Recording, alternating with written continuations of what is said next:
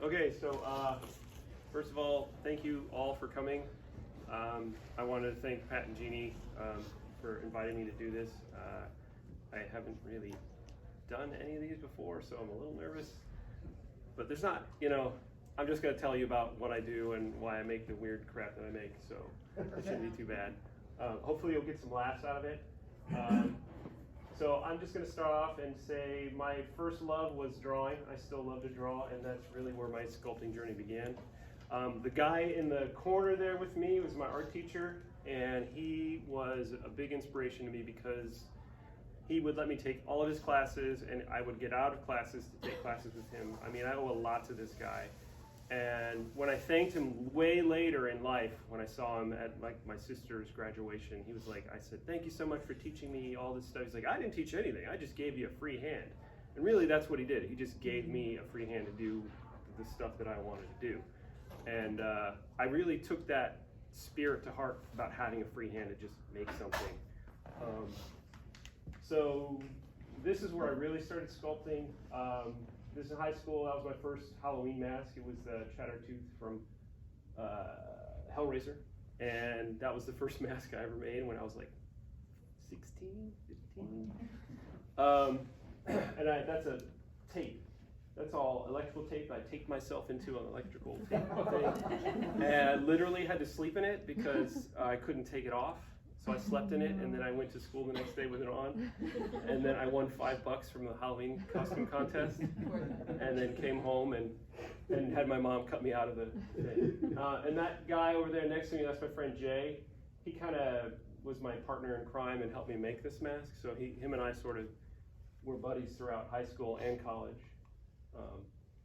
I took a high school welding vocation, and this was really a huge thing for me. Two things happened during this time. There was a donation from an auto parts store that donated a ton of stuff to the welding vocation, and also my welding teacher was sick, so we had a substitute teacher that would basically had no idea what was going on, so we could do anything we wanted, and we did all kinds of stuff. And if it wasn't for those two things, there's no way I would have been able to make this in high school. I got help from people, and this was sort of my Terminator guy that I made. And this guy, along with a couple other guys, a couple other things, contributed to me getting a full tuition scholarship to the Art Institute of Pittsburgh. So these are some of my orthographic drawings that I had to submit for that scholarship. This is my second mask that I made, a little better than the first one, full head. I was really obsessed with comic books. I still am obsessed with comic books, and sculpted this guy. So this was a very early mask, all sculpted in, I think this was not Chavant, but it was a sulfur-based oil clay, the toxic stuff. So here's the Art Institute of Pittsburgh. No longer exists in this form anymore, but this was a great school for kind of letting me have another free hand to do like all the crazy stuff that I like to do. I have to thank George Romero because George directed like pretty much all his movies in the Pennsylvania area, and if it wasn't for him, there wouldn't have been an Art Institute of Pittsburgh, I don't think. At least the program that I took an industrial design program, and that was really great because it taught me how to just make stuff with nothing. So thank you, George. One of my favorite teachers at the Art Institute was Jerry Gergely, if you guys know who that is, maybe not, but that's him with Dick Smith, who's like really famous makeup artist, and Tom Savini. Jerry was a great teacher and another inspiration for me. He was kind of a weird guy who would show up in a white lab coat every day and just sort of like talk quietly, but he liked really weird, scary stuff, and I like really weird, scary stuff, so we got along great. This is me wearing a makeup, doing my first zombie walk alone in Pittsburgh. This is a tribute to Ramiro. I like to play games, and I noticed when I was putting together these slides that I was seeing pink straws everywhere. So if anybody can tell me how many pink straws they see within the slides, you'll get a prize for me at the end. Early maquettes. This was one of my first maquette sculptures of a full figure, and my dad had a lot of junk parts in the basement because he worked for Goodyear Aerospace, and I used to raid his bins of junk parts and just cram them in my sculptures. And what size are those? that guy, he's about, I'd say, 16 inches tall. After that, in school, this is some anatomy stuff that I learned in school. This was really, really great. And I got really interested in anatomy to the point where I was looked at as a actual anatomical figure. So I started really trying to dive into what's underneath of our flesh. I really liked that aspect that we're just muscles, a bag of muscles and flesh, and we, I was fascinated. So this is a makeup on my, I did on my roommate in college. Early assemblage work. This was, a lot of these parts were bought at Home Depot and just kind of crammed together. I like going to Home Depot and just buying stuff and making things with it. And then that turned into this weird torture chair where this guy gets cut apart by these saws and stuff. At this point, I was delving into more stuff that I really like, making things I haven't seen before, and I like the idea of making something that's like a god that we don't understand, maybe in like from another dimension. This was me being obsessive about that on my mom's kitchen table. Sketches for that, trying to dissect what each part looks like, how it works, how it functions, the environment that it's in. Color fluorescent experiments. I had a blacklight period in college where there were probably drugs involved. Definitely drugs involved in this sculpture. This piece was all super sculpty, about 20 inches tall, and was inspired by those sketches. And it's supposed to be like a thing that catches your soul after you die and eats it. Early stop motion armatures. One of my teachers convinced me that he liked the sculpture that I made so much. He's like, "Oh, you should make a stop motion puppet." That was the hardest thing I ever did, as far as being in it on a mill machine and making this thing articulate. It was probably like 100 or so hours just on milling. And then the sculpture, there's some pink straws. And the mold was a disaster. It was, I remember picking the clay out of this mold during a thunderstorm, and it was a nightmare. I made a full-size head. This was all still college stuff. And the trunk actually was articulated with like tubes and stuff inside. It actually moved around. It was really fun. Makeup stuff. This was a full, so this is another iteration of the Malachi character I showed you guys before. I just redid it with all the stuff I learned in anatomy. There's the full piece. This was a lot of fun. I did this on my friend Bob Tomlin, so I gotta thank him for basically sitting for hours while I did this on him. Wow. There's me and Bob, Malachi. So this is basically finishing up college, and I was lucky enough that the Art Institute liked it so much that they used this in the ads for Fangoria and Cinefex magazines. And this was at the point where I left Pittsburgh and moved straight to Hollywood, thinking, oh, I'm gonna start doing special effects like right away. It's gonna be awesome. And I had the worst jobs in LA at first. It was really like not fun. But eventually I ended up getting a job at a company called The Skies. And this is where I really learned how to sculpt, was in Halloween. I still work in the Halloween industry today. And I owe pretty much everything that I've learned, or a lot of what I've learned about product design and sculpture from working and making masks and monsters. This is my boss at the time, Paul Palmieri. He's wearing a funny wig, sculpted wig thing. He taught me a lot, and I have to thank Paul. He was a great teacher and mentor, and my boss all at the same time. This is some of the sculpting crew at Monsterpalooza, some of the guys I worked with for, some of them for 13 years, all great guys.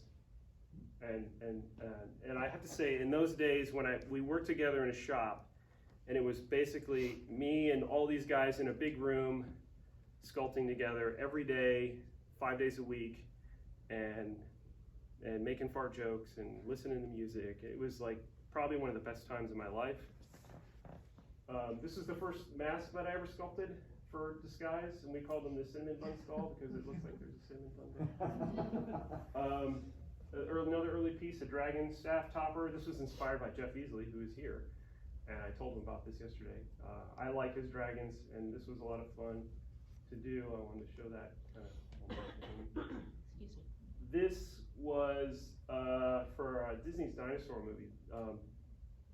Licensing, sculpting licenses was like a whole thing that I didn't really understand until we started doing it, and how difficult it can be to sculpt for other properties like Disney, because you'll send them pictures of your sculpture and then they'll do overlays and say this is wrong, and then you have to redo it and send it back. So if you'll notice on this, we would only sculpt half of it. So there's actually a split down the middle, and there's a mirror. So we could just submit half, and once they approved it, then we would sculpt the other half and finish the mask. This is a knockoff of my Malachi character that was done by another Halloween company. They saw it in Cinefex and knocked it off. After that, I started doing, this is what I call freedom sculpture. This is me having that free hand. So after work, I would go home and work on my own stuff because I was really inspired and wanted to make my own thing. So this was an early freedom sculpture. There's the finished mask. I have a friend, her name is Janet, and she is a rocket scientist who is now basically makes costumes for rock stars, and she actually put lights in him, and I don't have animation of it, but that thing animates and was really cool, and she's really awesome. If you guys ever are interested in her work, you should check out Janet Hansen's work. She's a genius. Early designs for Disguise. In the early days when I worked at Disguise, we had a certain amount of time where they would give us like a month to just do whatever we wanted and make things and come up with ideas and invent new things without any like deadlines. It was probably one of the best times in my life. So I came up with these ideas to do these masks. These are the biomech masks. So this is my own thing that I got to do there was no licensing or anything like that. So it was a lot of fun, and it was a combination of vacuum form. I was trying to merge vacuum form, which is a very hard material, it's hard plastic, and latex, so which is soft, and you can have undercuts and details that you couldn't get in vacuum form. So this is actually those two merged together. They liked it so much they wanted me to do a suit. So these are some early designs for that. Me and Paul sculpting on some of the suit. You'll see there's some pink straws.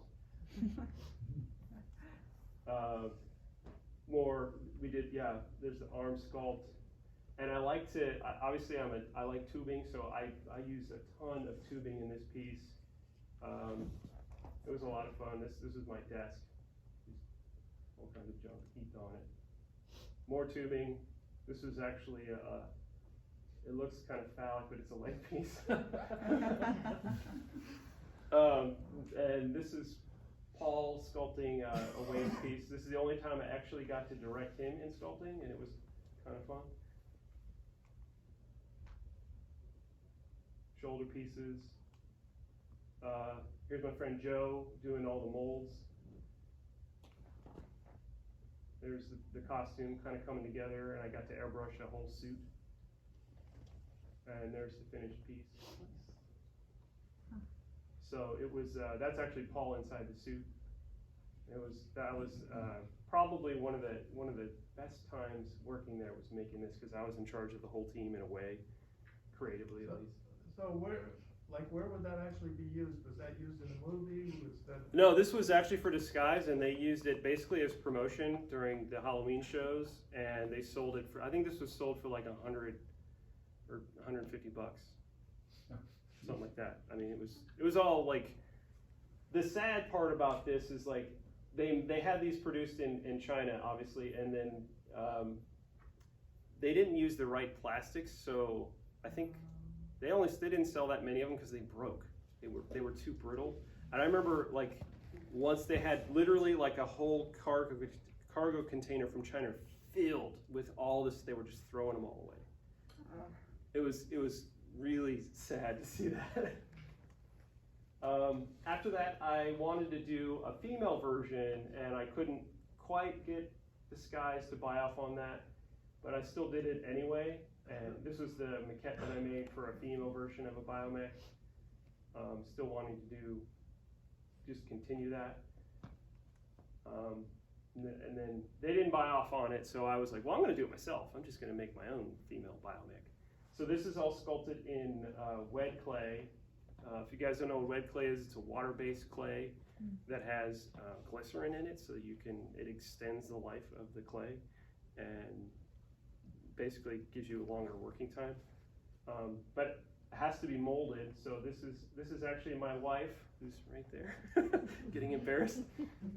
She actually helped me with the molds on this, and we built a costume, and we did some costume contests and stuff. So that was a lot of fun. So this actually sort of made it, but not to the extent of the other biomech. But all right, I'll skip. So this is us all together with my friends, and that's me in a costume doing weird stuff. Okay. Next, I want to talk about a stop motion film that I worked on called Stasis. This took the better part of 5 years, I think, and I built sets in my house, in my one-bedroom apartment. This is a set that was actually repurposed from the biomech. So I used the same parts that we sculpted and basically painted them differently and built a whole set. So that figure in the center, she is about, I'd say 14 inches tall, and she's a little silicone puppet. There's another shot of it. So this ended up being an 8-minute stop motion animated short. I did do some film festivals.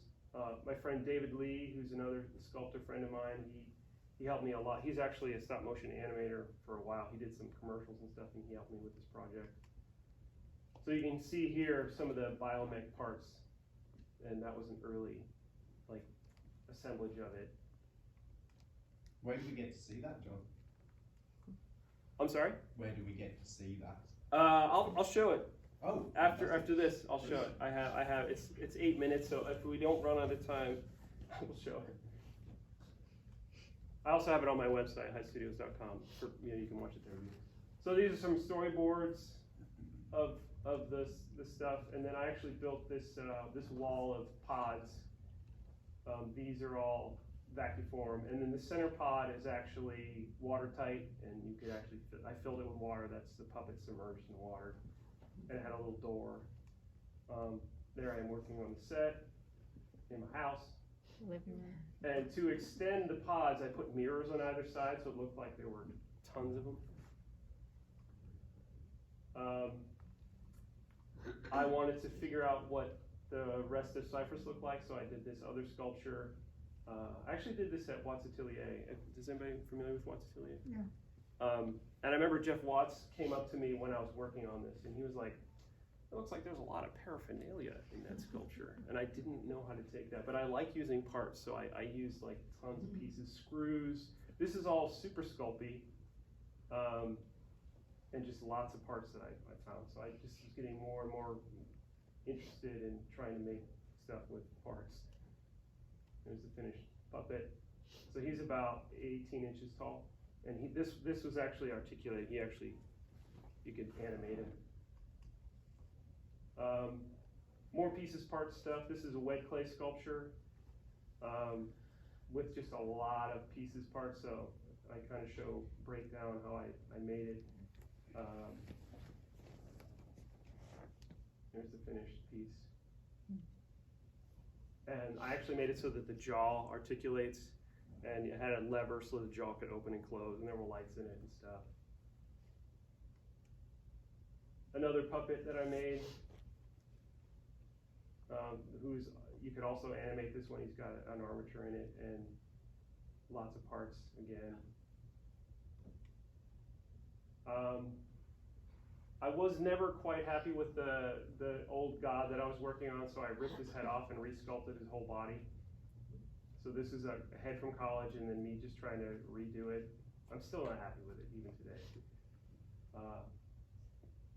Some of the molding process, I know some of you are interested in the molds, so I will be talking about molds in more detail, but the basic premise of a mold is, I mean, the molds that I make, I do what's called matrix molds. So this is a two-piece matrix molds, which are pretty complicated, but that's the start of it. That's just tail in a matrix mold. So the green stuff is silicone, and it's in a plaster jacket. And then on the other picture, that's actually the armature that I put inside so that I could just articulate the tail. There's the finished piece.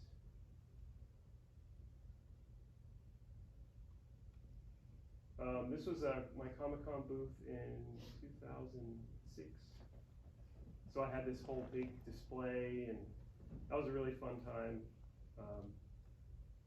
Again, I think most of the stuff that I have been, like, all the stuff in the booth was all stuff that I'd done with the freehand, like not working for Disguise. It was just my own thing. At Comic-Con, I met the guys from Mezco, and they invited me to do something with the Living Dead doll art show. So this was one of their dolls bashed into my thing. And the saw, she has like this saw, and it actually I had a button and I had hooked up, so that saw actually turned, so it was actually dangerous. So I had to put a bell jar over top of it when it was on display, because you could actually cut yourself with it. Comic books. So I did, this is some licensed stuff I did for Disguise, and this is real, again, where I really started to learn more about sculpting, trying to get these things right.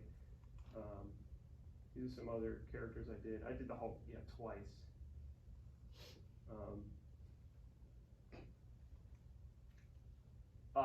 Venom. I want to talk about this. So occasionally when we get the license, Disguise would send us to the set to try to get reference, because a lot of times they didn't have reference for these things yet, because they'd be working on a movie. So we would try to go and get reference, and a lot of times it didn't quite pan out.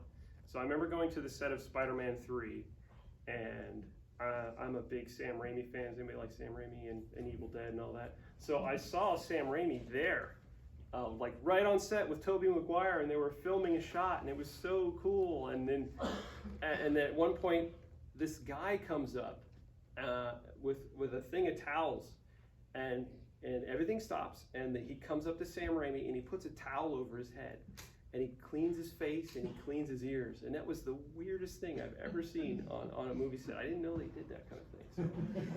So, it was like we were all looking at each other like, what just happened there? Anyway, but we never ended up getting any reference for Venom from Spider-Man 3, even though we were there for like a couple days. We never got anything, so we ended up just doing a comic book version. So that's my comic book version of Venom. And then the same thing happened on X-Men, where they sent us to the X-Men 3 set to try to get stuff for Beast, and again, nothing ever manifested. And that was an interesting story, because we went with a Marvel rep who was really very, very pretty, and the director of the X-Men 3 movie was hitting on her the whole time and trying to get us to stay longer because he wanted to, I don't know. So finally, for Fantastic Four, we actually did get reference, and I got to sculpt this cool mask of Dr. Doom. I don't like that movie, but I like the mask. And this was also in wet clay. And really quickly, like a lot of the stuff that I make, like especially the mask in wet clay, was really great with wet clay is you can sculpt really fast because it's very malleable and soft. So we would literally knock these out with a mallet. We would block them up with a mallet. Just throw clay on there and get the basic shape with a mallet. I wish I had some footage of doing that, but we would do it with a mallet and then just basically rake it down to the shapes and get it to what it looks like eventually with lots of raking. We had a lot of fun times, and when I was going through my pictures, I was like, yeah, I got to share some of this stuff, because we would imagine a bunch of guys in a room all day, every day, with masks around them and costumes, and we were pretty much left alone. So we would do weird, crazy stuff and take pictures of the antics that we got up to, so I had to show a couple of these. This is some of the proprietary stuff. We did a lot of what we call cat masks. So there's a couple of masks that we worked on, and then I also did some lots of weapons. So this was one that I actually liked that came out. That was sculpted in probably Chivant clay, which is a hard oil-based clay. Those take a little more time, but they're kind of fun. Lots of weird masks that we would just come up with. There was a period where we would just draw tons of stuff, and then we'd pick a few things and just sculpt them out. I think at the high point we were doing around 200 sculpts a year between me and 5 other people. Wow. So it was a lot of sculpting. This is an axe that I did that I had pretty much free reign to do whatever I want, and I wanted to put like a fetus or child skeleton in it, and they let me do it. So this was a lot of fun. This was a helmet that I did, and originally they just wanted a cheap helmet, but they said do whatever you want, and I did something, and they liked it so much that they decided instead of doing it as a cheap factory form, we're gonna spend the money and do an injection molded version. So that was a lot of fun. I don't love it anymore, but it was cool that they did that. We did a Hulk rental costume. This was all, again, sculpted in wet clay. And this was the boots. And these boots were so much fun because you could just like wear them around, and it was, if you painted them flesh color, it just looked really wrong. And there's some, that's Denise. She was one of the costume designers, and she was getting down on that Hulk costume. I think she's wearing a sculpted wig too, of like, I think there's like rats in there or something. More antics. So lab technician, he did a lot of the castings. And then that's the Hulk chest. I don't actually have a picture of the finished costume, but I have us messing around with it. More antics, us just being weird. More antics. A lot of times we would have fun with scissors. We would have failed masks. We would just cut them up and just do things with them. And that one was really creepy. That's actually a mask of, who is that? That's a political. Looks like Hillary. It's Hillary, yes. Yeah. Thank you. It's Hillary. That's a Hillary mask. That's terrifying. Yeah, a lot of weird stuff going on there. I'm not going to talk about that one. Okay, some serious stuff now. Okay, so my brother, my brother lived there, and this is all in San Diego, and I'm from Ohio. So my brother moved out, and he was in the Navy, and he actually lived really closely. And so there was some really hard times I went through, and these do relate to sculpture, but it's a little hard. He got into a horrendous car accident, like a really bad one, and he was in a coma for about a month and a half, and he had 3 major surgeries and went through a really traumatic event, and my life stopped. It was the most traumatic thing I've ever been through. I remember my parents coming out. That's us trying not to look too depressed, because he almost died like 3 or 4 times. I remember getting a call when I was at the Skies and them telling me, hey, so the anesthesiologist is really afraid to put him under for this next surgery on his hip because he might die. And but if we don't put him under and do this surgery on his hip, he's never going to walk again. What do you want to do? Oh. And my parents were in Ohio, so I had to make the call. And I remember just being like, I don't think my brother's going to want to be in a wheelchair, so I think we better do it. My parents were like, no, we don't want that. So anyway, this was a really rough time. But he did pull through, and he's alive, and he's totally recovered, so I wanted to show that. That was recently, those pictures were taken. And then right after that happened, I got back into sculpting, and I remember not sculpting or doing anything for a couple months, going back to sculpture was just like getting back to life. And I really put a lot into this sculpture, and it was for a home decor line, and it failed. Like, it never went anywhere, and I spent a ton of time on this piece. I put everything I could into this piece because I hadn't sculpted in so long.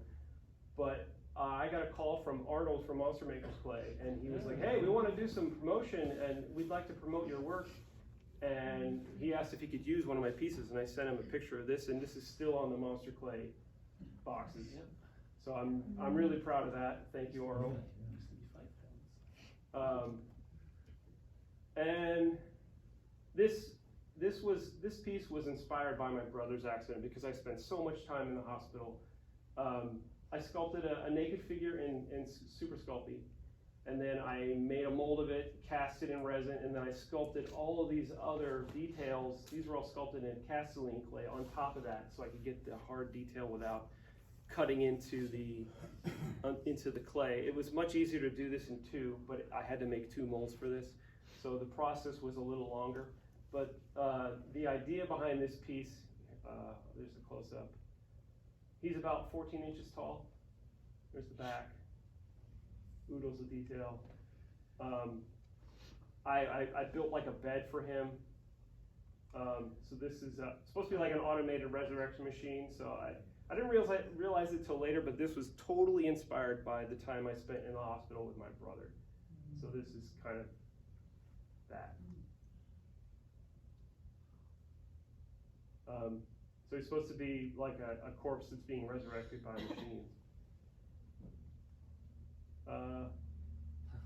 Next, I got really lucky, and I remember being called into one of my, I think she was the creative director, and she was like, we want to do a license with either Wes Craven or Clive Barker. Who should we call? I'm like, oh, we should call Clive, he's amazing. So I got to work with Clive on a Halloween line that didn't really do great, but it was probably the best. Like, Clive is really cool. And it was a strange time working with Clive. We did weird stuff back then. But here's some of Clive's, we got to interpret some of his paintings. This was really a treat. And working with Clive Barker, he kind of gives you a free hand. He really lets you kind of go to town and interpret his work. This is at his house. We got to go to his house, and like, look at those paintings in the back. They're just huge.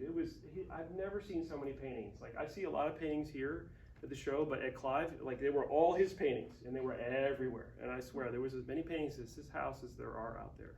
It was really cool. So there's it painted.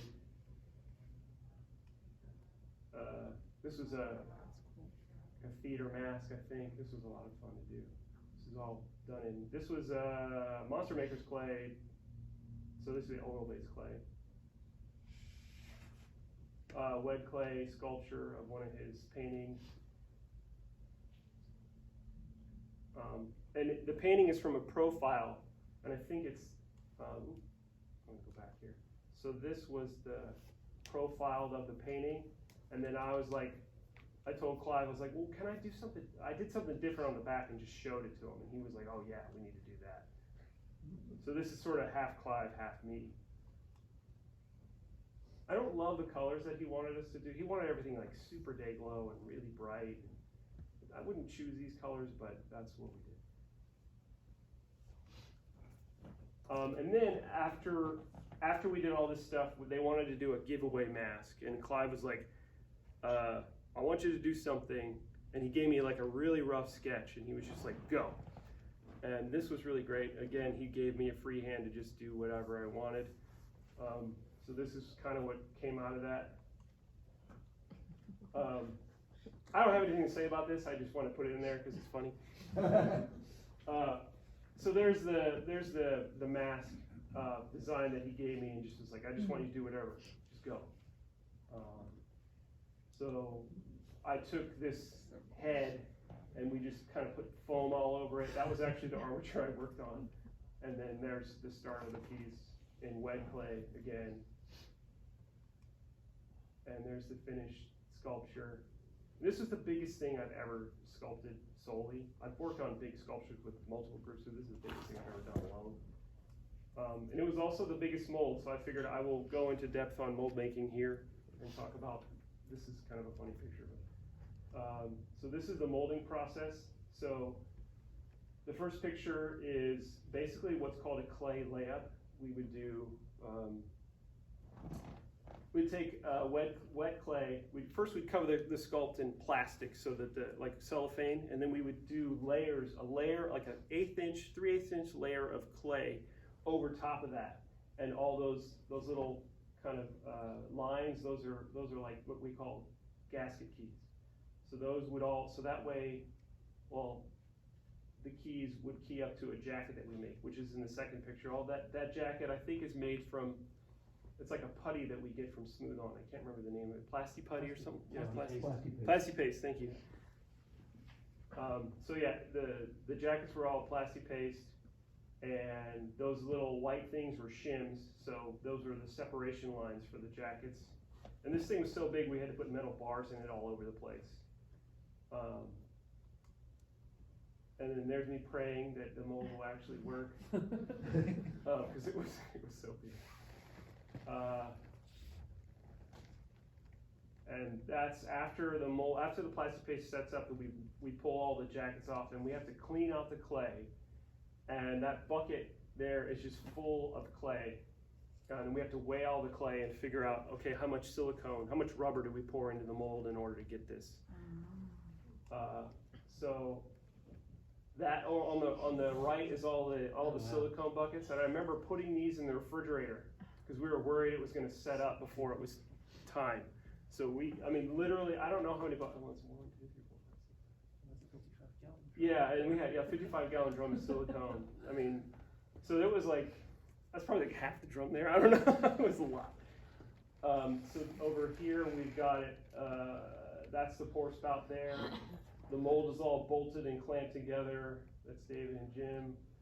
So you're making the kind of outside part first and then filling it? Yeah, so there's a negative, like once the clay is pulled out, it's a negative space that's in there. And then we fill that with the rubber. Okay. No issues with like air bubbles or What's that? Yeah. like air bubbles and stuff like that that is poured in? No, because if you look here, you see all these little, these are all holes that we've drilled. Oh, It seems counterintuitive to drill holes in something you made that's called a jacket that you're going to pour liquid in, but the holes, as you pour the silicone, it goes to the bottom, and then these will all bleed, and it pushes out all the air. So as it fills up, all the air gets pushed out. Unless you have like radical undercuts, sometimes the air will get trapped in there, and you'll have to tip the mold. So that's here's the pour into this giant mold. And then this is us starting to break the mold apart. We have to use, I think these are paint sticks, and we would just jam them in there until we would get enough force to pop the mold apart. And then so remember the clay version, this is the silicone version of the clay, so that's what we get.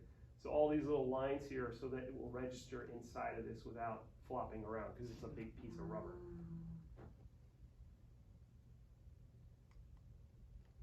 And then over here, this is, instead of doing it a 2-piece mold, we would do just a 1 pour, and then I would very carefully cut the mold using a special cut method we call the waggle cut, so that it would key into place as we put the molds back together. And then there's us tearing it apart.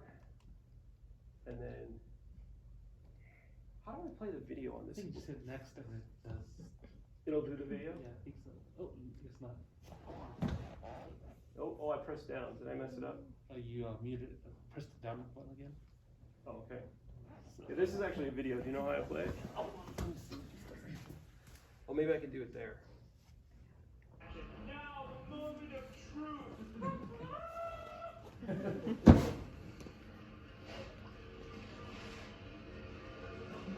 Success.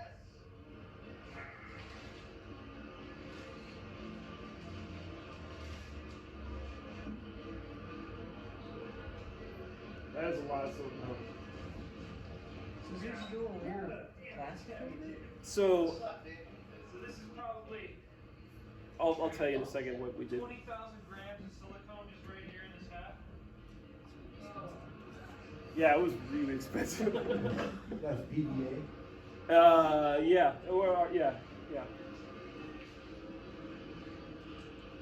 So yeah, there's a lot of plastic.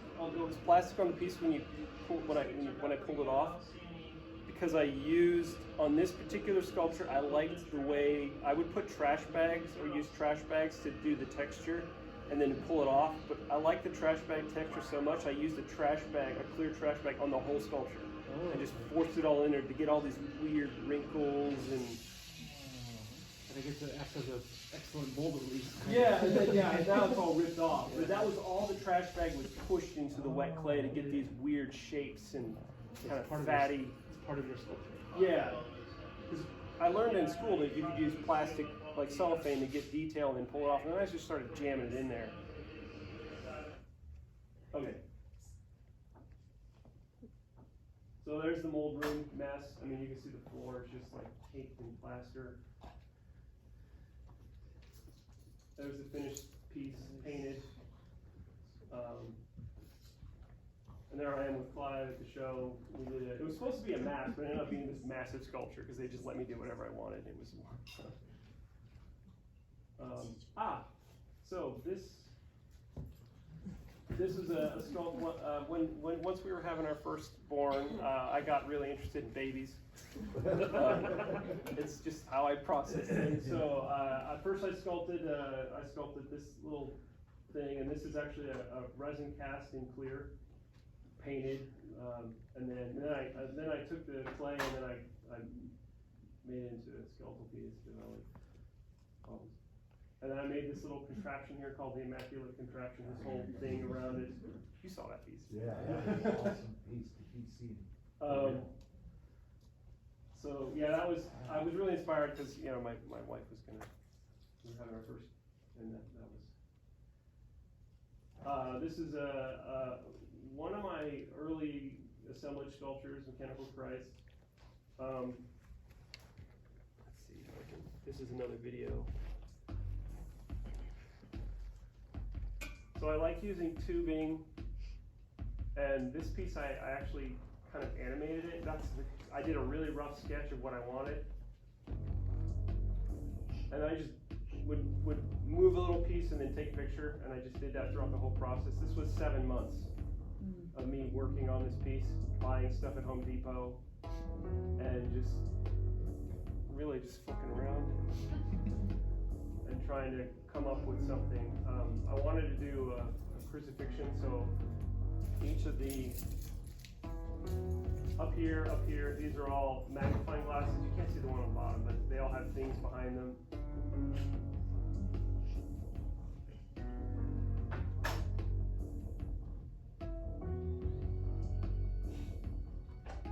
This was about a 4 foot by 4 foot sculpture.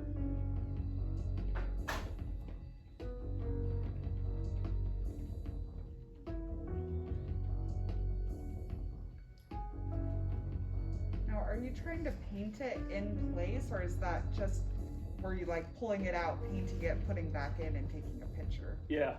Okay. I'd paint a little bit and come out and take a picture and come back in, paint a little bit and take a picture. But the figure was in position and you're trying to paint it. Yeah, it was all in position. I didn't take it out because it was too hard to take it out, paint it, and put it back in. So I was just putting it. Wow.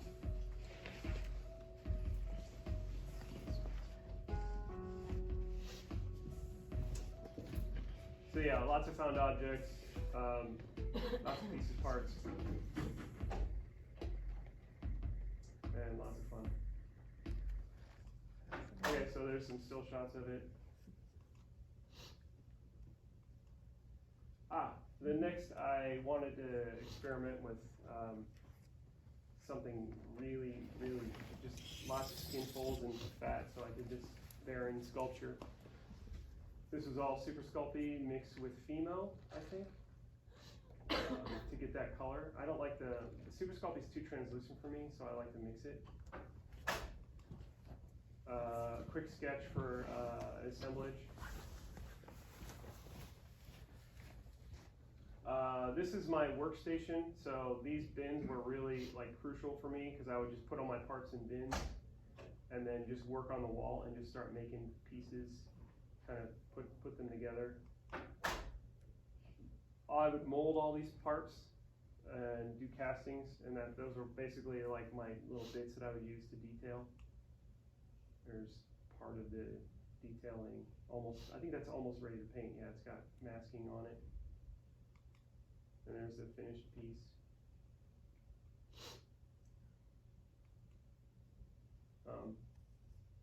This one eventually got into Guillermo del Toro's collection, so I'm really proud of that. And then I took that same method I did before and did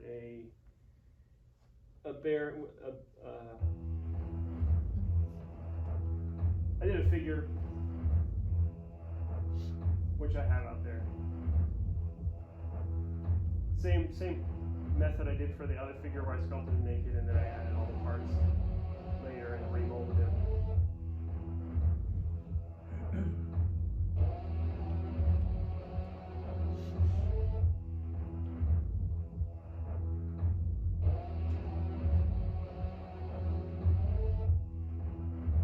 Someday I'd like to make a life-size version. That'd be fun.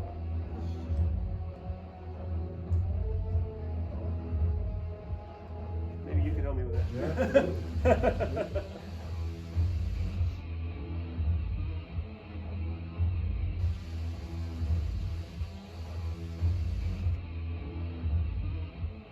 Okay. Another assemblage piece. I like to do really quick sketches and not try to think too much and just sort of make it. This piece I actually hired another sculptor to help me. She made a couple of like little tiny fetuses, which I don't have good pictures of right here, but I didn't want to do the fetuses. I wanted to do all the other stuff. So I asked. Her name was Charlotte Bartholomew. Unfortunately, I don't have any pictures of it, but there's some. And then I took her fetuses and then made them, and then copied them or molded them, and then kind of did stuff to them. And I also was experimenting with balloons. These are all just balloons and resin and yarn, just to make something weird and gross. So those ended up in the sculpture as well. I'm not sure if I really like the results of this, but this is interesting. Yeah, that's awesome. It's weird. Oh yeah, so here's the finished piece.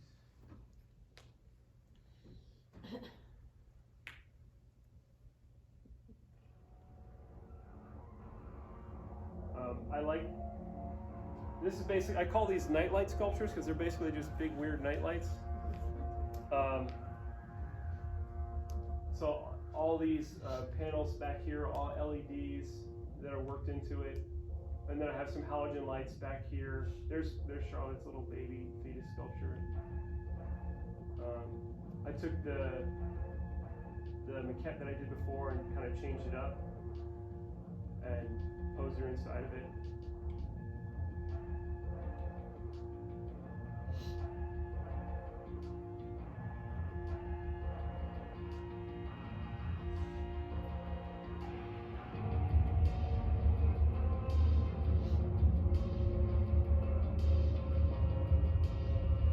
So this sculpture was inspired by our second child. That's why there are fetuses in it. How cute.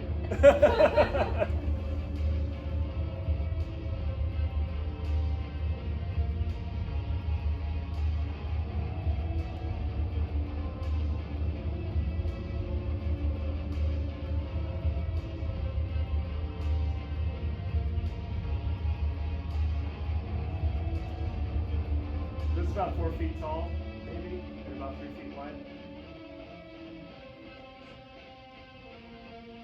Okay, there's some stills. Okay, back to Clive. So I did eventually get to do some Cenobites, which is what we wanted to do in the beginning. This was Flay Face. I don't know if I like this mask anymore, but it was a lot of fun. There's another one, Scorn.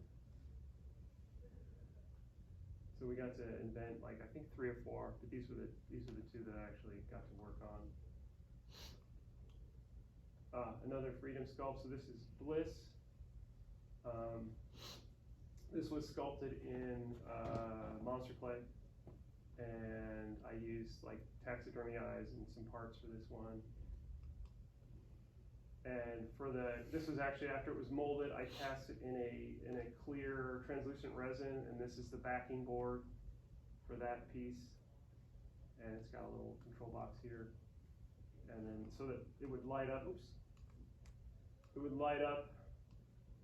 And then I did after I had that piece, I think that's rub and buff on top of this piece here. And then I turned it over, and then all this stuff here, this is latex I painted on the high spots from the back. And then I painted it black, and then I took out the latex, and then I painted blue with clear blue paint. And that was the result, so that there's this kind of blue glow in the back with LEDs around the outer perimeter. And then I used a real skull. It wasn't a real skull, but it was a casting of a real skull underneath, so I could peel it back after I did the mold on that. So this is me re-sculpting that piece and just adding a ton of detail. And then eventually, when that piece was finished, I got to make a bronze of this piece. This is at Black Hills Bronze. They did this really nice casting. This is for a conjoined, Chetzar conjoined show, I think. There's a bronze piece finished. It weighed about 45 pounds, so it was pretty heavy. It was supposed to be a wall sculpture. So it was a little crazy. There's a finished piece. And then this was for the show, and this is me trying not to look disappointed because it was so heavy. They didn't know how to hang it on the wall. It ended up being, at first it was they put it on top of a trash can. And I had, one of my friends teased me the whole night and said, "Oh, you did the most expensive trash can lid I've ever seen." So I was super disappointed because it wasn't really on display at all. And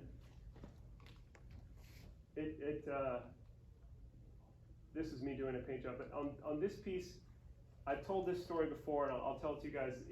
It was actually, I call this my cursed sculpture.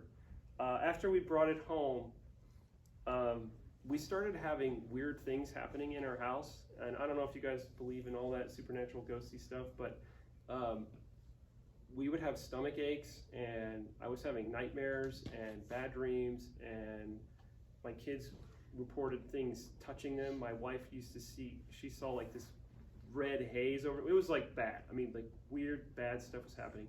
And we had these people come into the house that were friends of mine. A friend of mine, we told one of my friends about it, and she was like, "Oh, I know some ladies." And they came over and they were like, "Oh, it's the sculpture. The sculpture's evil." And at first I was like, "You guys gotta, whatever. I mean, that's crazy." But after we took it out of the house, like all this stuff stopped. I took it out of the house and I gave it to a friend for a while. And then they told me, if you want to fix the sculpture, you need to put your intentions on it. I was like, okay, what do I do? So I wrote down some intentions. Oh, this sculpture is good. It protects us. It's not evil and whatever. So I burned those and I burned that up. That my intention or what I wrote down, and I smeared it all over the sculpture. And we brought it home, and nothing happened after that. So I'm either just crazy or just weird stuff happens. I don't know. I think it's a little both. There was lead in the. Yeah, exactly. I'm casting lead gas or something. Yeah, so we were, but it stopped after that. And then these are the two combined. I wanted to do them both combined into one, but it never happened. So this is just a Photoshop composite of both of them. I wanted to make a Madonna that was a biomechanical Madonna. So this is an early sketch. And I started her at a sculpting party. I love sculpting parties where we just get together and hang out and make food and sculpt together. Those are some of the best sculpting experiences I've ever had. So she was started at a sculpting party, and there's some blocking up of her in monster clay. There's finished detail back of her.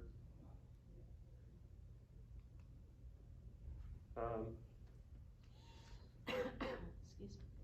Quick video of her.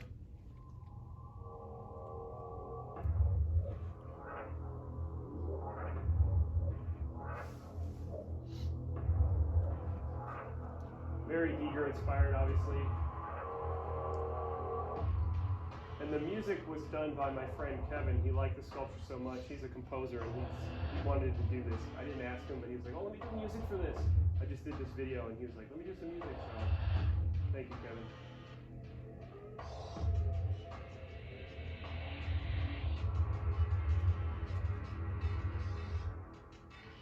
So the idea behind this piece was that she's wearing a mech suit, a biomechanical mech suit that can fly and is really deadly.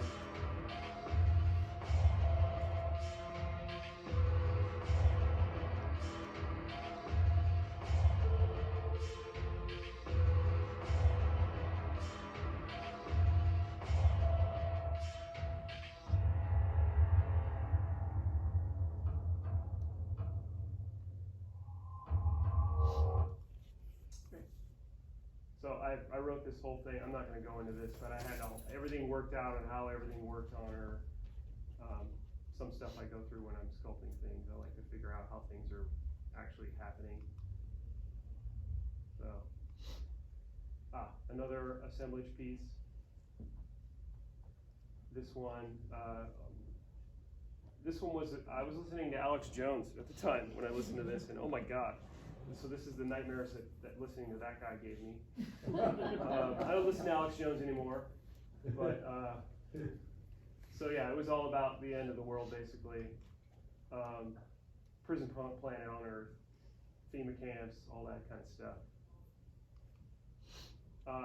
Oh yes. So this actually was at the Copro Gallery, and I remember I was talking to somebody at the gallery, and I was standing next to this sculpture. And as I was talking to this other artist, I saw her face go all pale, and I was like, what did I say? And she kind of like backed up, and she was like, and walked away, and I thought I said something to her. And there's this guy standing next, and I thought he did something to her, I didn't know. And he's like this, like looking at my piece, and I'm like, who is this guy? Why is he like all up in, I don't know. It ended up being Flea from the Red Hot Chili Peppers, just standing there looking at my work, and I didn't know who he was until way later. And I didn't talk to him. And I wish I had. Anyway, traditional versus digital sculpting. So once we started to do digital at Disguise, there was a lot of animosities between the sculptors. Not everybody wanted to accept the new program. So there was like one guy who started to learn digital and basically taught it to the rest of us, but there was a lot of resistance and a lot of fear. And I eventually embraced ZBrush, and these are some of the early things that I worked on in ZBrush.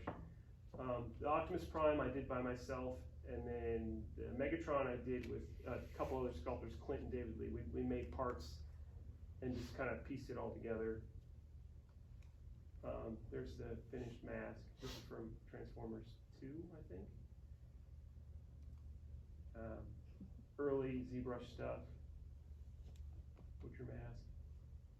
We started doing, this was just a prop that we did for just a consumer product. It was just a weapon design that we did. This was a lot of fun, just lots of pieces, parts, early ZBrush stuff. Later on, I got to do a Megatron chess piece. I did this one by myself. This is right before I left Disguise, I think, in 2011. There's the finished vacuform chess piece. It looked really cheesy on the costume, but it was fun to do the sculpt. Another ZBrush thing that I worked on. I gotta thank Clint. This is Clint here. He was pivotal in teaching me ZBrush.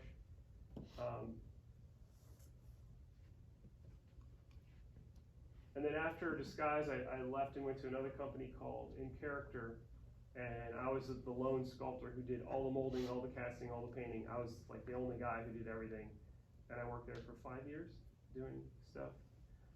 This was a lot of fun. This was a Frankenstein chest, and I did a vacuform cover, and underneath there's this heart that actually glows. I'd love to do the rest of the body for this guy. There was the head.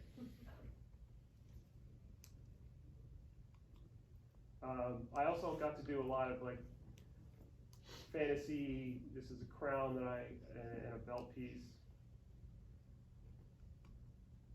Here's some of the design process for that. Early sketches, the sculpture in monster clay, and then the final piece with all the jewels and stuff. Medusa headpiece. I did a lot of like headpieces for men and women. It was a higher end costume company. This stuff is fun because it makes you do things out of your comfort zone. This is totally out of my comfort zone, but it was fun to do. This is the Mecha Buddha assemblage sculpture. I wanted to make a city over the. I wanted to make the Baron into a Buddha. So this is an early. I actually found these pieces here. These were found on the side of the road by my work when I was taking a walk, and I was like, "What are these? They're coming home with me." So this was the early base of it, and then that was. These are all little N-scale Japanese cities or buildings that I bought, and kind of assembled this with lots of little people in it. There's like a whole crew. So they're harvesting. So he's a sleeping god, and they're harvesting his energy to basically run this floating city. That was my idea. And if he wakes up, they're all screwed. There's some detail. I love this little zero. And I built this little flying boat, how they get around the city. And there's poor people that live over here in the slums. There's the full piece. Doom. So I'm a big Doom fan. I love Doom. And it's my obsession with Doom is from way back when I couldn't play it on my computer because I didn't have one fast enough in the 90s. So eventually when I finally got to play it, I started sculpting stuff with it. And this is a little Cacodemon I made like on my lunch breaks. And then that turned into, I want to make the final boss. So this is me starting to work on the final boss, doing assemblage. There's the finished piece. You see, okay. So it had lights all in through here, and then I think that was the only light. There was one light down there. Yeah, I kind of lit it. Quick video on this. When I finish a sculpture, I like to do like what I call a little commercial. As you can see, you've already seen a few of these. So this is me doing a little commercial. So the story behind this is kind of funny because when I finished the sculpture, I emailed John Romero, who's one of the founders of id Software and one of the creators of Doom. I emailed him and I told him all about the piece. And he's like, "Oh, that's great. I love it." And then I put this video online, and it kind of got like tons of views, and his friends started emailing him about the piece, and he got like a couple hundred emails about the piece, and eventually he was like, I need to buy your piece because he got so many people telling him about it. And I don't know if it was peer pressure that made him buy it or what, but and I didn't sculpt that miniature. I repurposed him.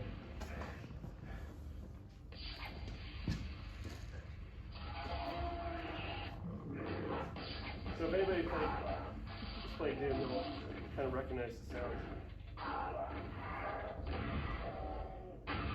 Okay, so there's me selling it to John Romero out of the back of my car at Disneyland. That was a pretty interesting.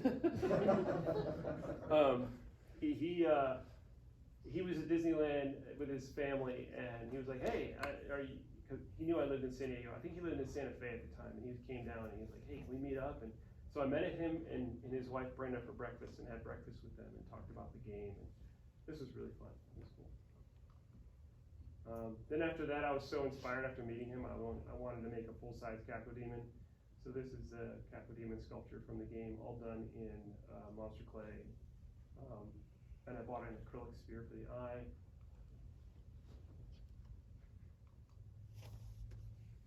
And again, I did a video. I made this little hallway.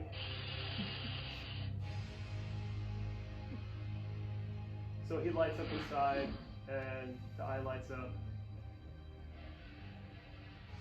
Hi, my name is Jason Hite, And I'm I don't gonna wanna talk about my this. obsession with cacodemons. So if you don't know what cacodemons are, they're these monsters that were in the Doom video game. Red creatures, floating red pumpkin-like things. Can I like fast forward and stuff? Come after I think you. this is next, right? No, Yeah. shoot Not doing it? fireballs, No. plasma balls, I don't know. Anyway, they killed No, I me mean, I just want to many, fast forward many me times. talking, not the whole video. And, Oh, that part. I've always wanted to. Never mind. I guess you guys have to suffer through this.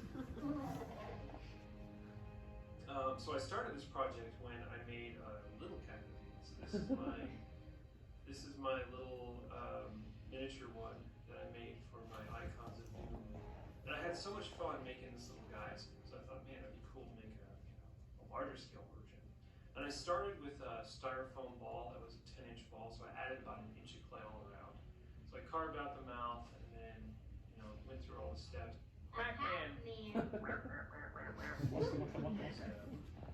A clay called Monster Maker's clay to sculpt the actual cacodemon, and I used an existing eye.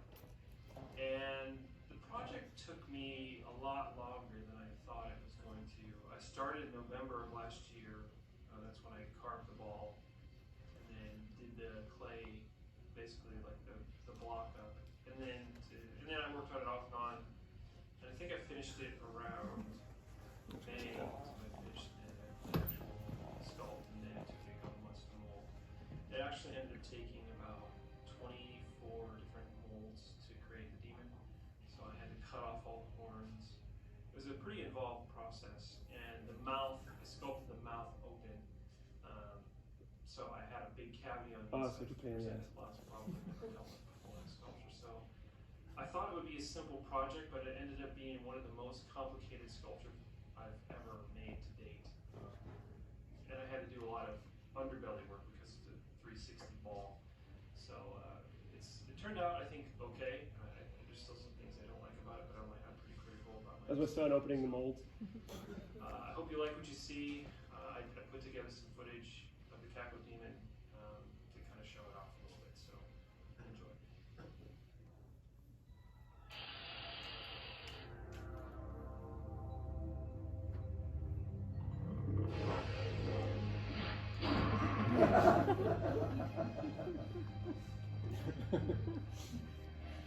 It's so embarrassing.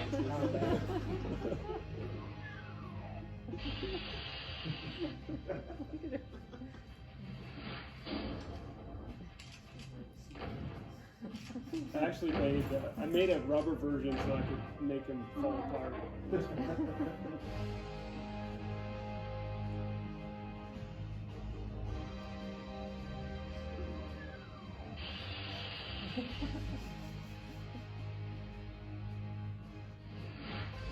Okay, that's enough.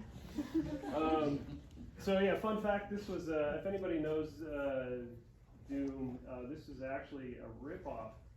They made this, they basically took a picture of Jeff Easley's work and they took one half of it and flipped it and that's how they made the cacodemon.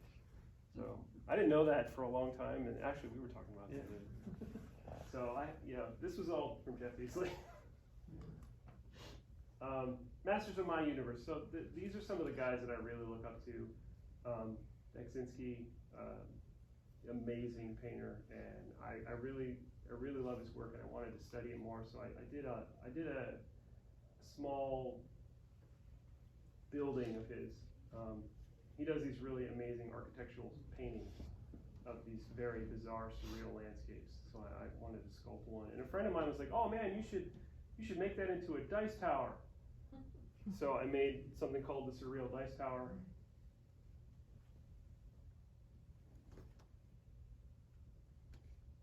And it's not working, so maybe it's not loading right. It doesn't matter. Okay, so another master of my universe is Giger. I'm a huge Giger fan, and I love this quote from Clive Barker. He kind of sums up Giger. It's Giger's paintings, which are a true gift to the world of imagination, all the creations which the alien films for all their power to excite, but can wildly imitate. To simply characterize Giger as the artist of Alien is like calling Michelangelo the set designer of Agony and Ecstasy. So I think Giger is like the Michelangelo of dark art. And so these are some, like me trying to really study how Giger's stuff works in my own way. And I love gaming, and I wanted to make a miniature, like I wanted to play in those landscapes, so nobody had those, so I started to build them myself. This is where I really started to learn ZBrush, like really how to do it by trying to take Giger's work and do it in 3D. So I made one wall, and I'm like, oh, it'd be cool to make a whole bunch of walls, and so then I made a floor piece, so I could make a chamber. And then that chamber grew into more walls. So this is I took one of the curved walls and I straightened it out in ZBrush, which I could never do this in real clay. More iterations on the same stuff, more floor pieces, more wall pieces, a door piece, and the door actually slides in and out. A convex wall. This wall to make like a big pipeline sort of wall. And then what lives in here? I started to try to come up with some ideas of creatures that might live in these that weren't necessarily aliens, but other things.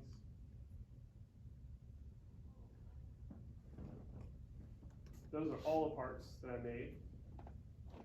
So it's like, I call them Giger Legos.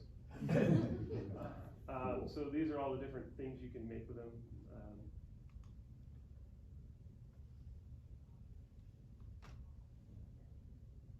Doing some stop motion animation with the walls to show the diversity of what you can do.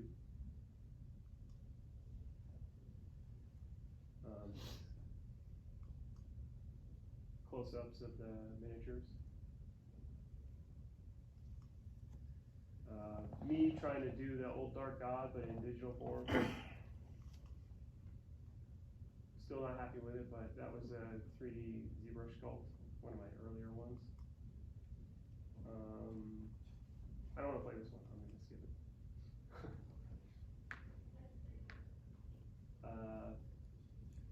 This was another piece that actually had little detachable fetuses. More pieces. This one over here, I got a lot of comments on social media about. They kept saying, "Oh, it's like Bat Dragon." I don't know if anybody knows what that is, but I didn't know. He's laughing. I didn't know what that was, and then I looked it up. I'm like, oh yeah, I guess, yeah, sure. So after I did that one, I'm like, well, I better do one that's not so Bad Dragon. This was Biocraft. Somebody, and then basically I did a Kickstarter and then made it into STL files that people could download and print their own. So this was actually somewhere in England. Somebody bought it and then made this whole thing. I think that's really awesome that somebody took my stuff, and they actually made it 3 times larger too, and then they made this and plated it at some convention. So that was really cool. This is actually okay. So next, this is more recent stuff. I think this is a time lapse. Yes. So this is me working with hot monster clay. I like to keep it in this little crock pot here, and I like to work with it really hot. And I've been doing a lot of time lapse work of just me working.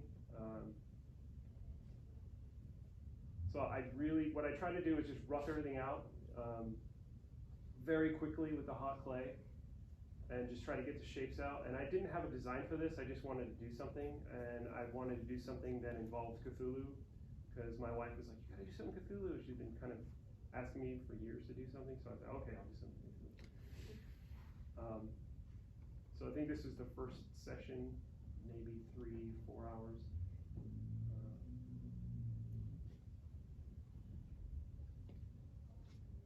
And I like how in the hot clay things sort of sag, and it's a little difficult to work with, but that was the beginning process of that.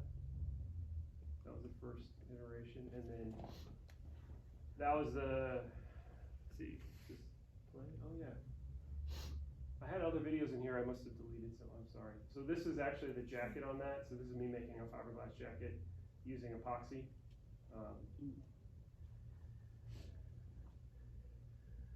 Doing layers of fiberglass with epoxy to make the jackets over top of this.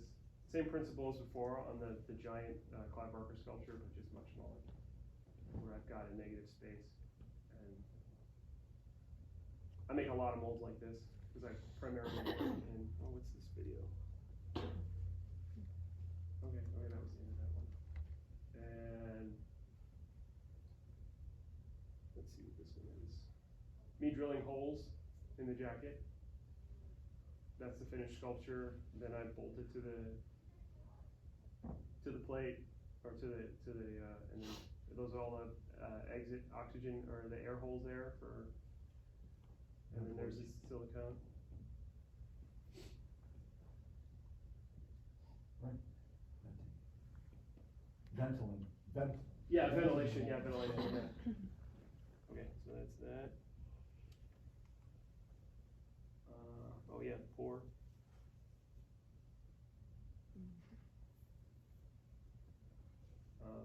I use a tin cure silicone.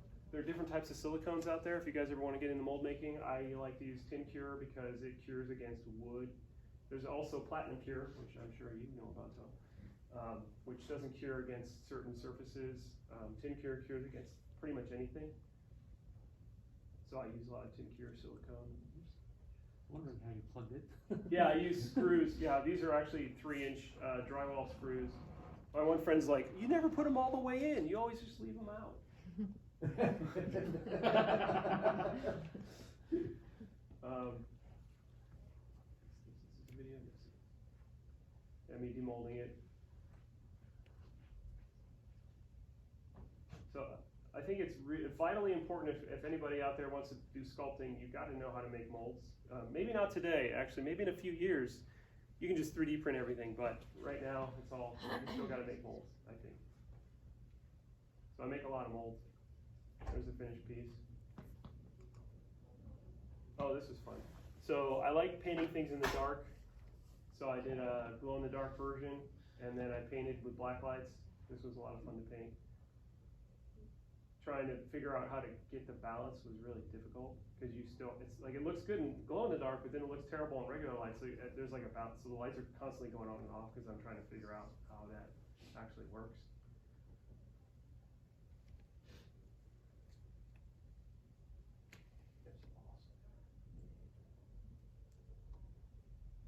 That's it. That was fun. Did you actually use glow in the dark pigmentation? Yeah, You know, yeah. So there's a that ton kind of pigment in that piece. Yeah, like without lights or anything, you shut the lights off. Yeah, and it it glows. Yeah. Was your mother mold? You said that you did a fiberglass mold with epoxy. Was that epoxamite? Yes, I use Okay. Epoxamite 100 with a medium cast or medium kick on that. Sometimes, actually, I'm liking the slow lately because I have like 55-minute work time. So I got to do the whole thing without stopping. This was me going back to an old sculpture I did at In Character. I never quite liked how it. I liked the forms, but I didn't like how it was finished. So I kind of went back to it and decided to rework it. I don't know if actually, is this a video? Oh, it is. Hey everybody, Jason Hite here, and This today is I want to talk probably an about Instagram post. this piece that I sculpted back in 2015. This was for an alien costume thing, and I sculpted it in wet clay, and I'm pretty happy with the results, but there's a lot of junk in here that I just don't like, a lot of messiness, and I never got to make a neck for him. So I took a casting and I've added just like spray foam in here, and I carved it down. Then I covered it with, after I carved it down, I covered it with Elmer's glue. And what that does is it hardens the surface enough for you to actually add clay onto, because if you just try to put clay onto that spray foam, it's just flaky. So anyway, there's a lot of stuff like this all back here. Yeah, It's ew. kind of a mess.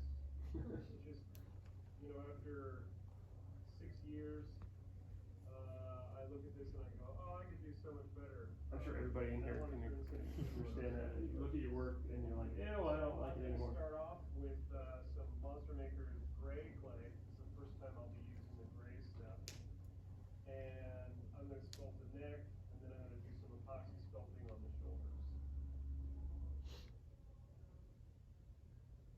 A again, I like working with the hot, really hot clay, almost to the point where it burns my hands, and I have to wear gloves, so I can work with it as fast as possible.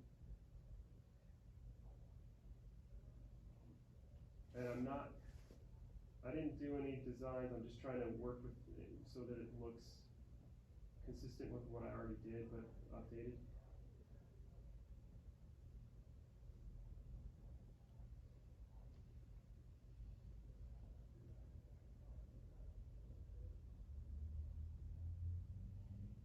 When you have an idea for something you wanna do, how do you determine if you wanna just go full traditional on it, or if you wanna start the digital?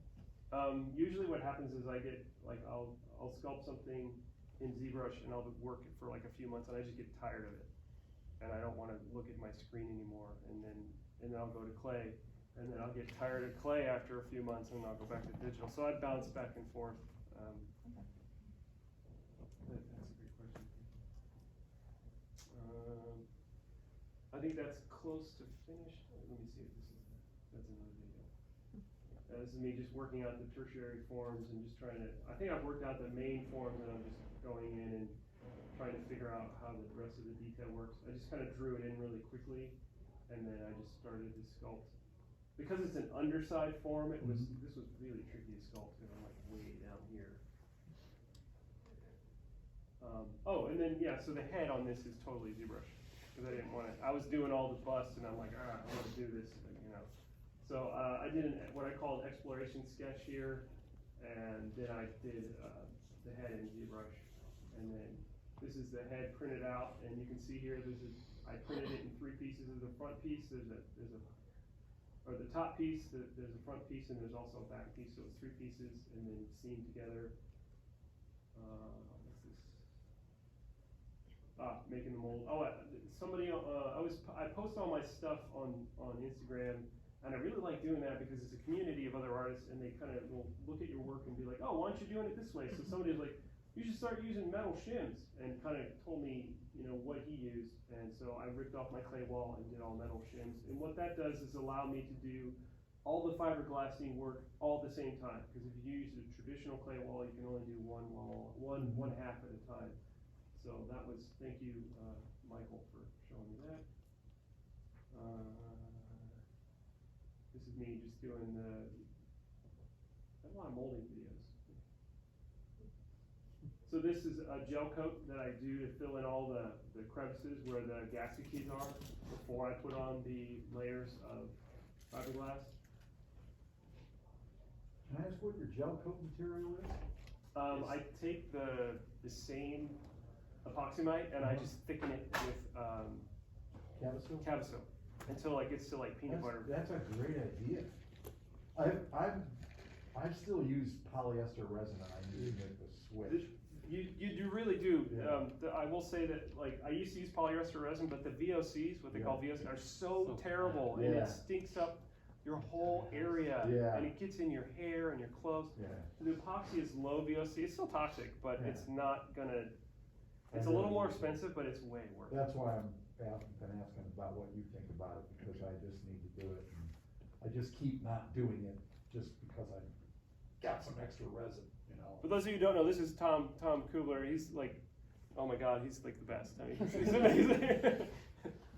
Can I just roll you back for a second to ask a question?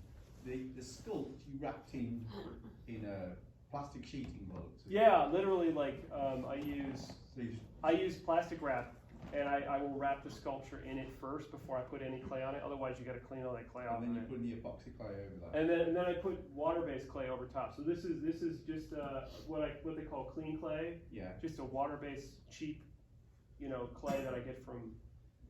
And then what does that gel coat do that you're talking about now? So the gel coat, what it does is you see all these little areas in here. Yeah. When you lay fiberglass cloth over top of it, it won't go into that area. I see. So you have to put a gel coat in here in order to fill that and make it smooth, so that you can lay fiberglass over top of that.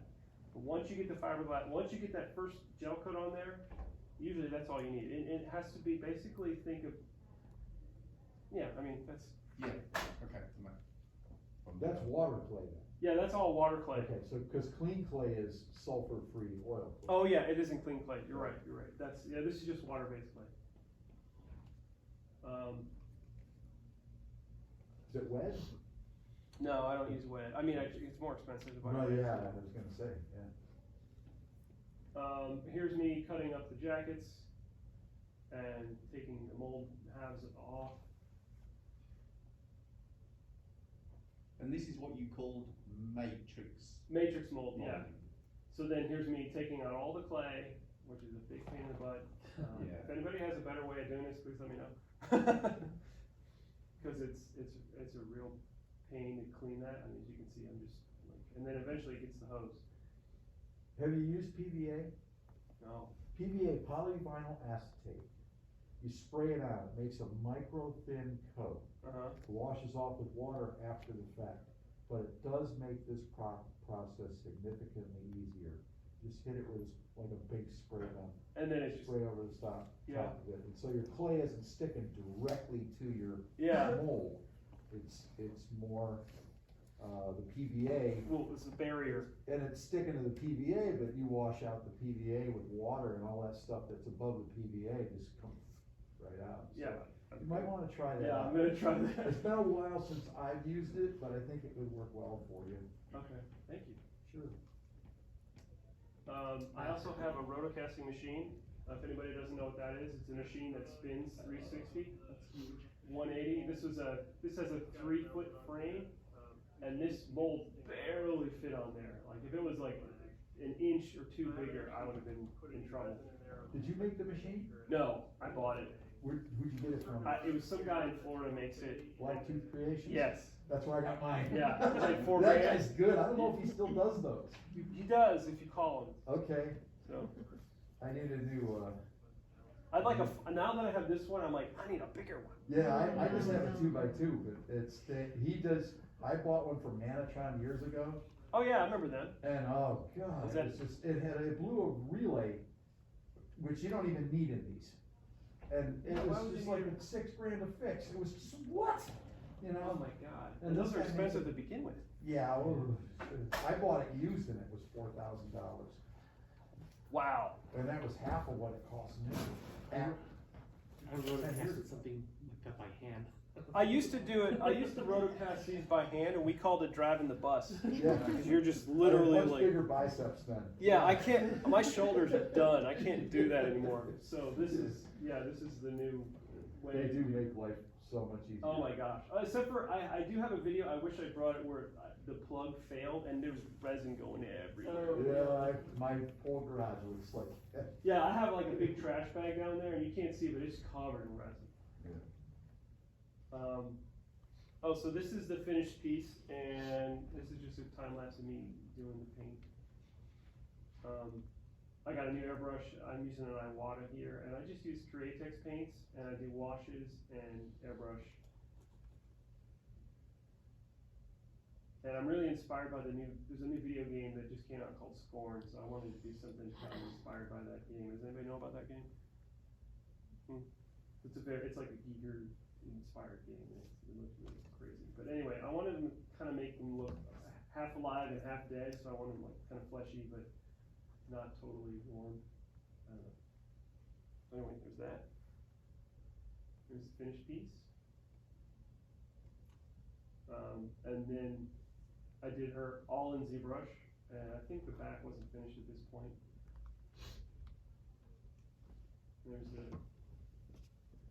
front and back finished, and oh yeah, here are the pieces. So this is the other way of doing Everybody, things. Jason Hite here, and today I wanted to show you guys my 3D print results. So a few days ago I showed you guys the video of me taking just this piece off of the 3D printer. And I've since then printed all the other pieces.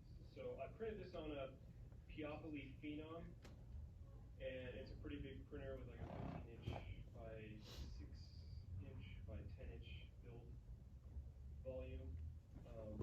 So what I do is when I want to print bigger, which is like most of the time, I will basically just cut the model up into pieces. So you can see here, I just key them together really simply.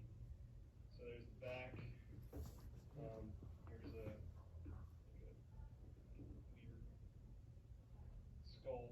So this all kind of slots together. All that really is required is for me to go in and, these you can see, these little nipples here, these were for the build lot, or the structures supports. So I always try to put those on the bottom when I print, and that way it's easy for me to clean them up.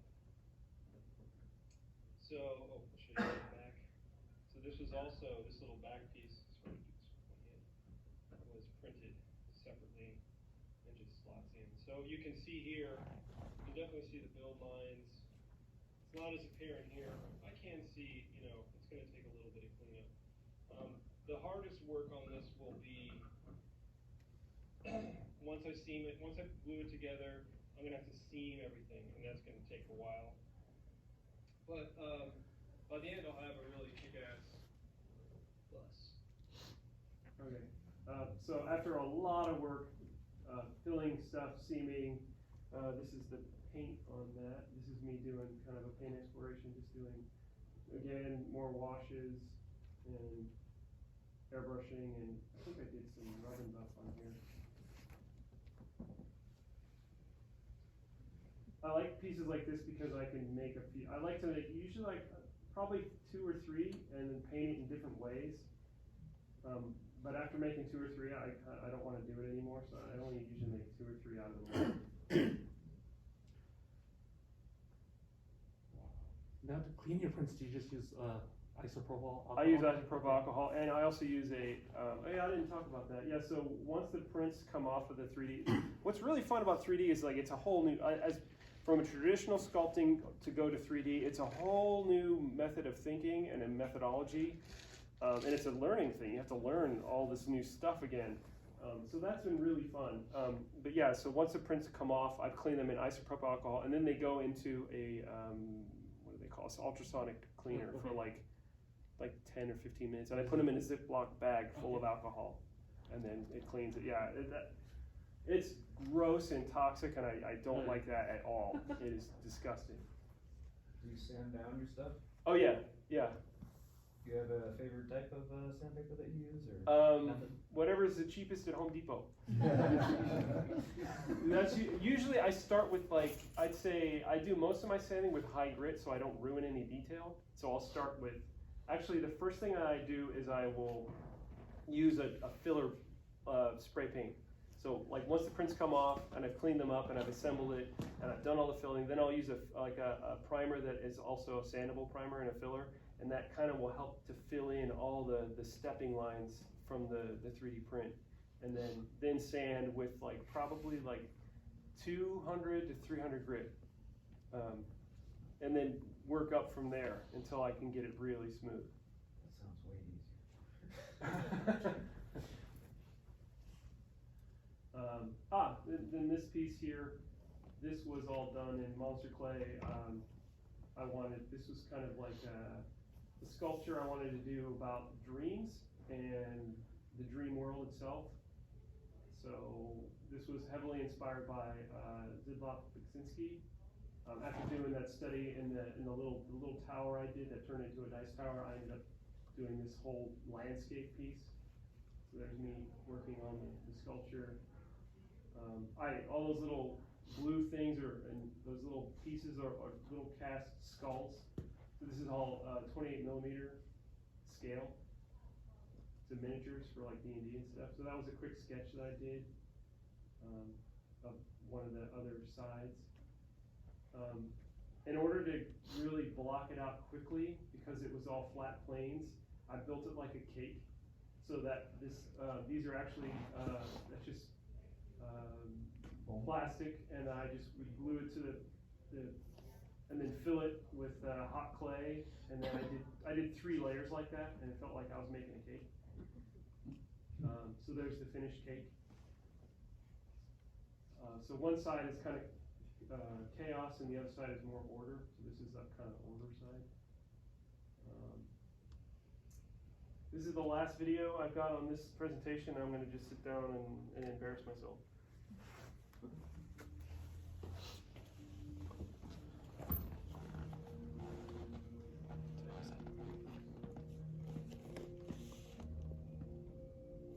Okay.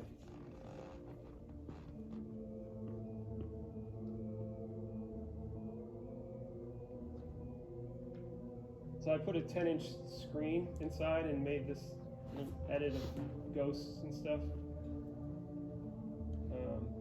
And there are probably 300 LEDs inside there.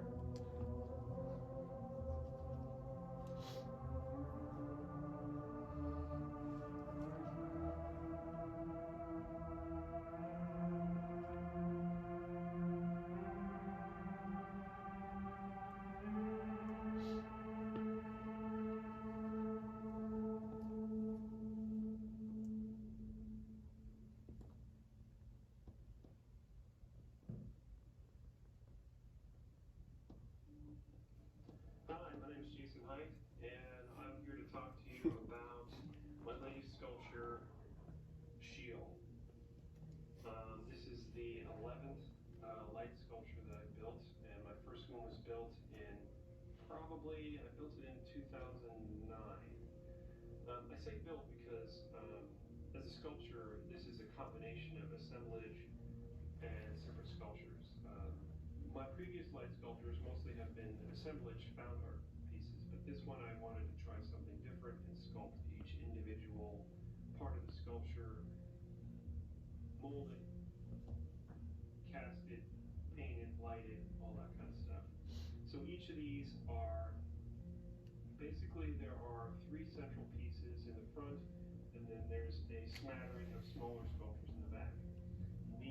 This is the right wing of the sculpture, which represents order, which is on a hinge, so it can move. And then this left wing represents chaos. This was actually the first piece I sculpted in this series.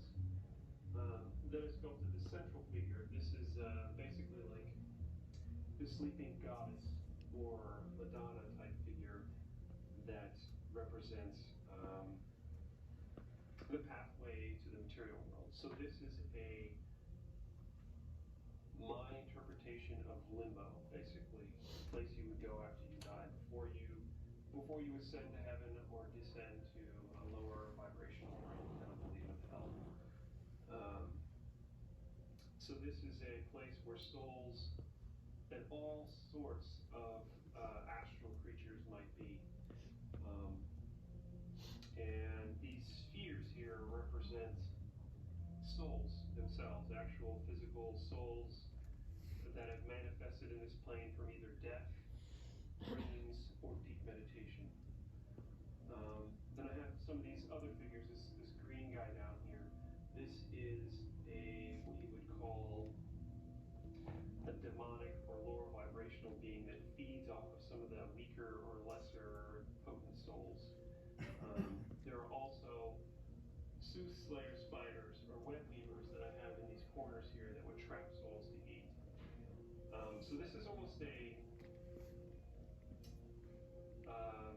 wild sort of interpretation of something that is non-physical, but put into a physical form.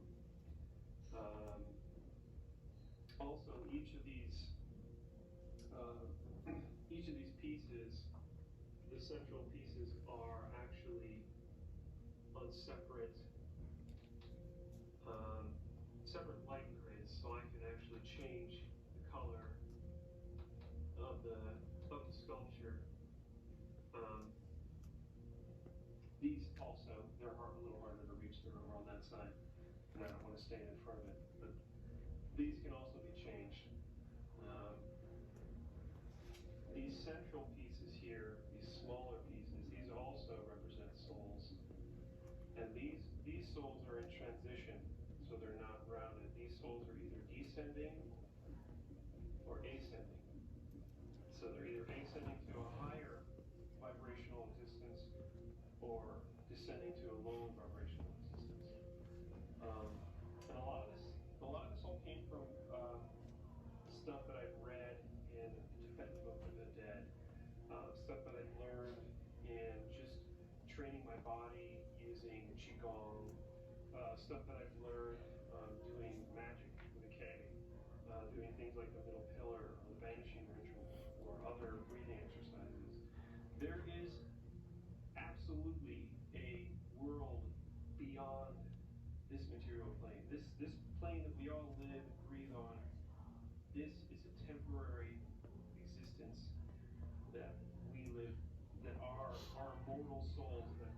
behind and sheathed in this flesh will basically shed.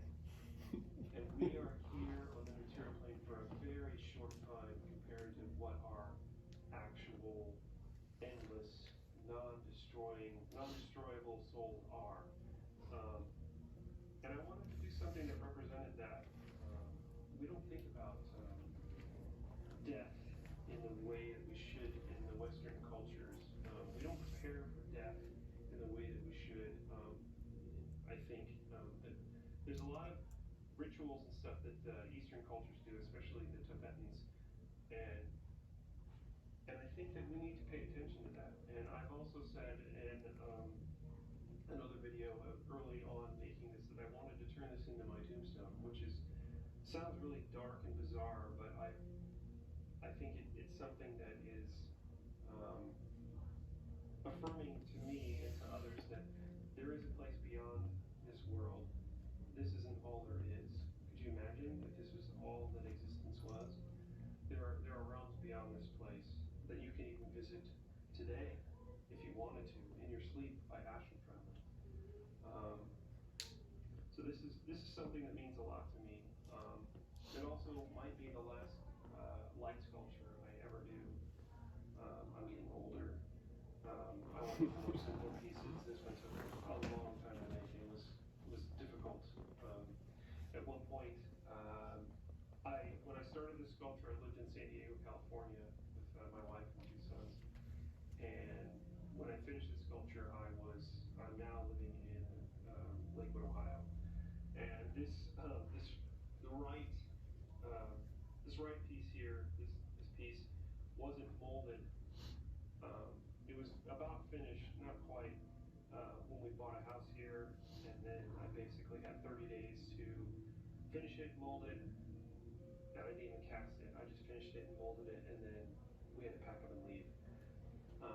And the first time I tried to pour the silicone, it set up on me before I could get it in there, so I had to buy more silicone and try it again.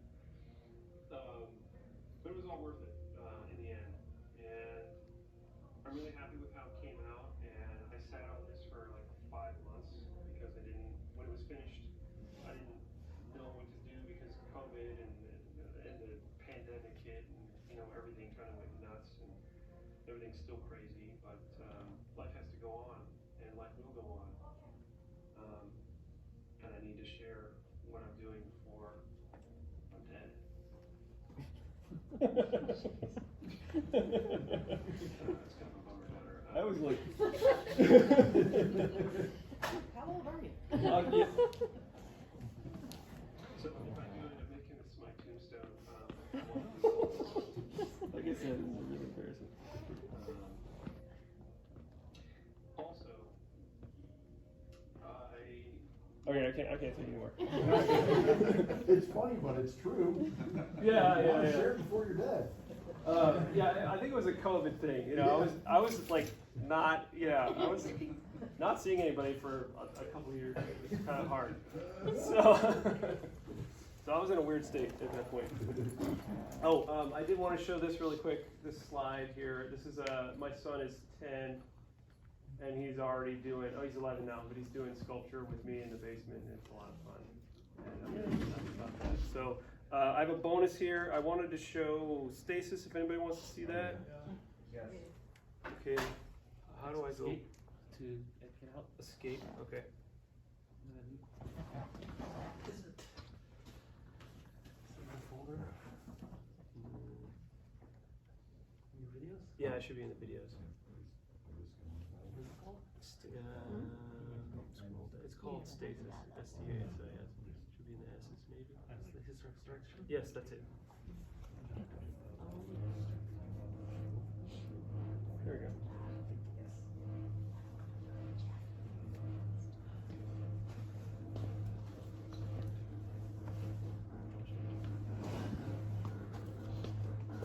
So this is from 2005.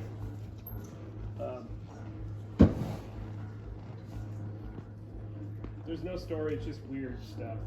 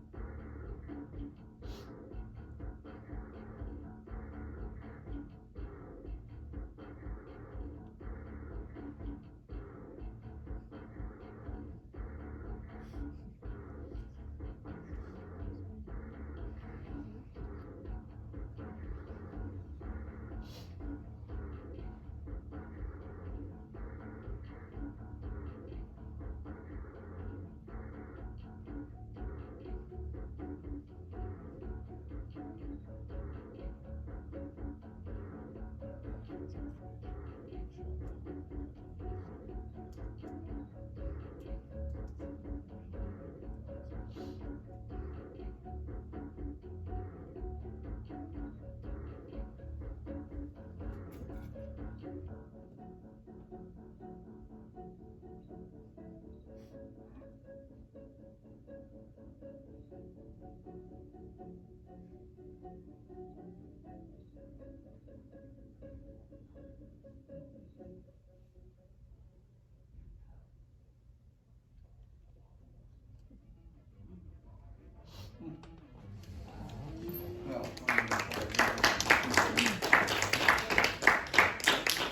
Thank you everybody so much.